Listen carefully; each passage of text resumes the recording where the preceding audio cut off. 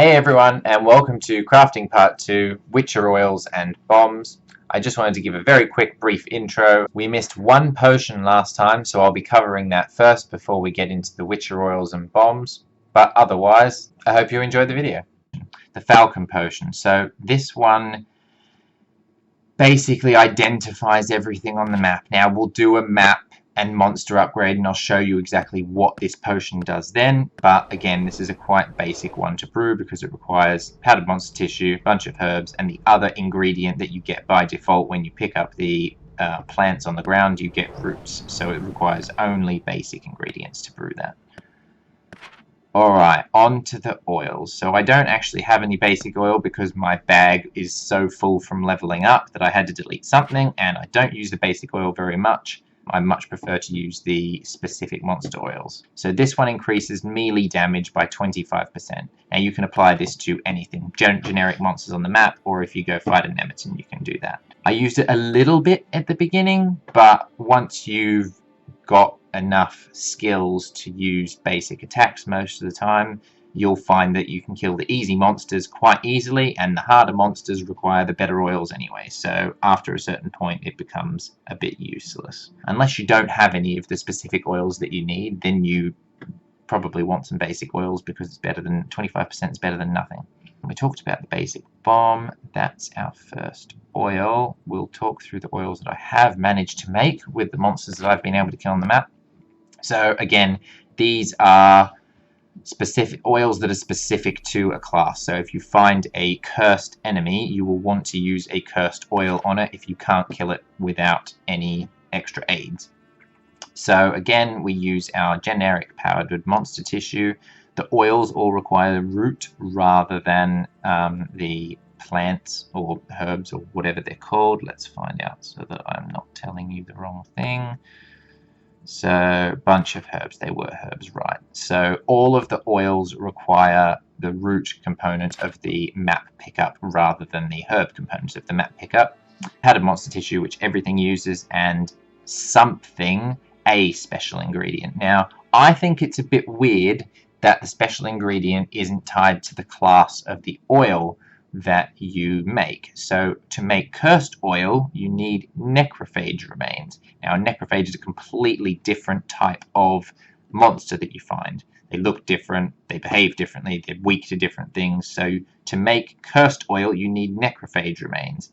Now, these are just all the types of different things that you can find. To make vampire oil, you need spectre remains. All the oils have the same basic requirement for roots and powdered monster tissue and only require one special ingredient to make. But again, for vampires, you need spectres. For spectres, you need insectoids. For relics, you need orgroid remains, so from ogres and those types of things. For ogres and for ogrid type of monsters, you need necrophage remains. For the dragons or draconid oil, you need insectoid remains. For necrophage oil, you need spectre remains. Now, there are some oils that I haven't been able to brew yet, or are there? They don't actually appear to be there now. Oh yeah, here they are. Right.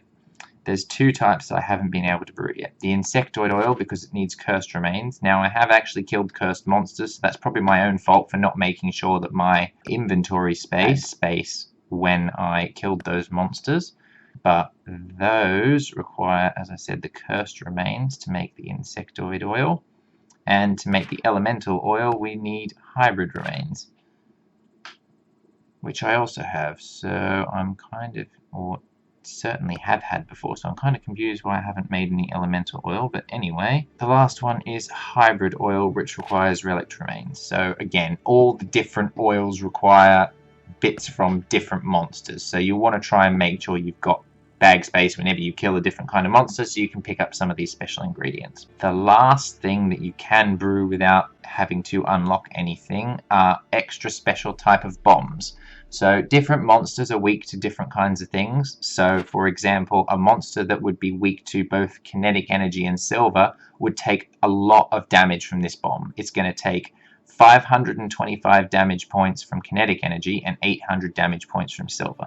Now, the bombs require quite a few ingredients to make. Again, the powdered monster tissue you get just by killing any monster on the map. Vampire remains, you need to kill vampires for. Now, vampires, I've not seen a single vampire spawn that's not at least one skull. So they are quite, at least, medium difficulty and above to get vampires. And you need roots, which are the generic component, one of the generic components from picking up the plants on the ground.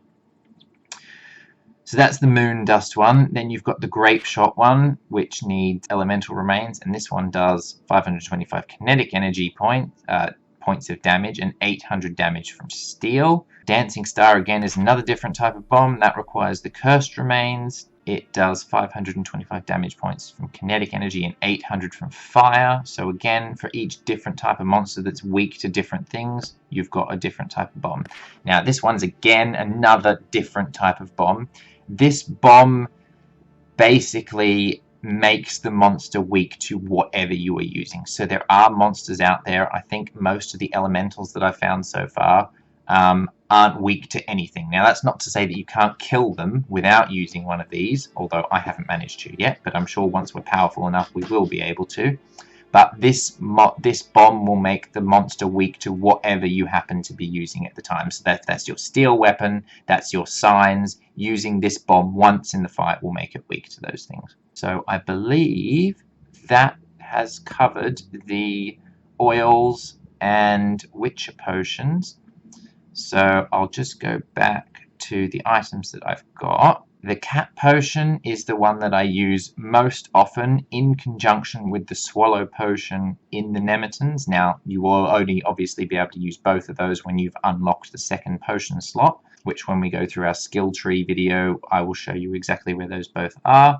But yeah, for the moment, that is a brief rundown of crafting.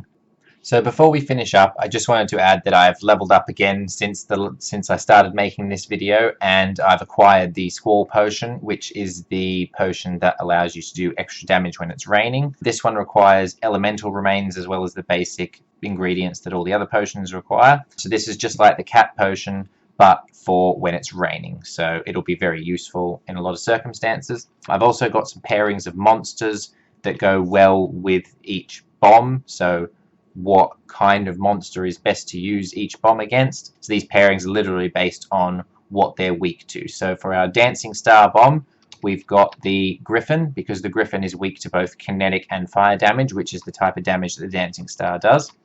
For our Dimeritium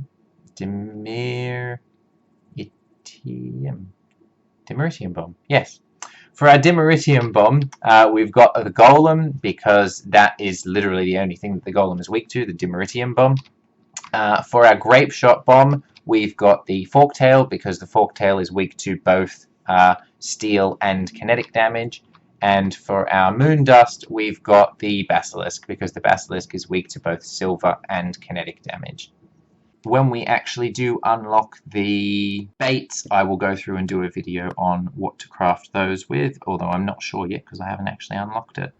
But yeah, so when you're out on the map, just make sure that you're ready to pick up ingredients and have bag space to be able, when you kill monsters, to be able to pick up the special ingredients, because there's still some that I haven't got, and that's from my own poor management. So hopefully you do a better job and listen to what I say and not as I do. But yeah, so again, thanks very much for watching our video. Hopefully you got something out of the content and enjoyed it. If you want to see more, then feel free to like and subscribe the video. Leave us a comment to let us know if there's anything else in particular that you'd like to see me cover.